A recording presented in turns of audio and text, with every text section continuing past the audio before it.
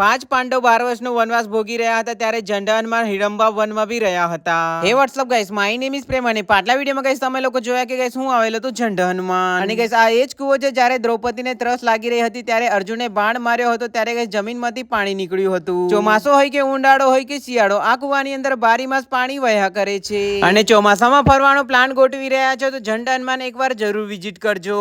જંગલ અને પ્રકૃતિનો આનંદ મેળવી શકો છો.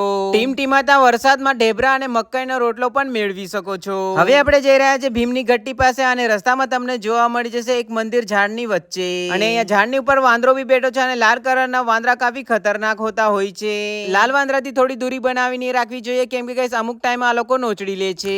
ખેર અમે લોકો નીકળી પડ્યા હતા ભીમની ઘંટી પાસે અને જોઈ શકો છો ઘંટી કેટલી મોટી છે. ભીમ એકદમ શક્તિશાળી હતો, એનો અડધો શરીર વજ્રનો હતો. ઘંટી જોઈને તો ગાઈસ અંદાજો લગાડી શકો છો કે ભીમ કેટલો તાકાતવર હતો. અને ગાઈસ અહીંયા મેં કાફી જગ્યા ઉપર જોયું કે પથ્થરની ઉપર પથ્થર મૂકેલા છે. કહેવાય છે કે પથ્થરની ઉપર પથ્થર મૂકે તો ઘર બને. હવે ગાઈસ કેટલી વાત સાચી છે કેટલી વાત ખોટી. ગાઈસ મેં બી પથ્થરની ઉપર પથ્થર બનાવ્યો અને ઘર બનાવી દીધું. અને ગાઈસ ફ્રેન્ડ સર્કલમાં ફરવા માટે આવશો તો ગાઈસ વધારે મજા આવશે. અહીંયા તો ગાઈસ મેં અને મારો કેમેરામેન અને હનુમાન દાદાના દર્શન કરી અને નીચે ઉતરતા હોય ત્યારે સાઈડમાં તમને જોવા મળી જશે મહાદેવજીનું મંદિર. અને આપ સૌ બધાને હર હર મહાદેવ, જય જય બજરંગબલી.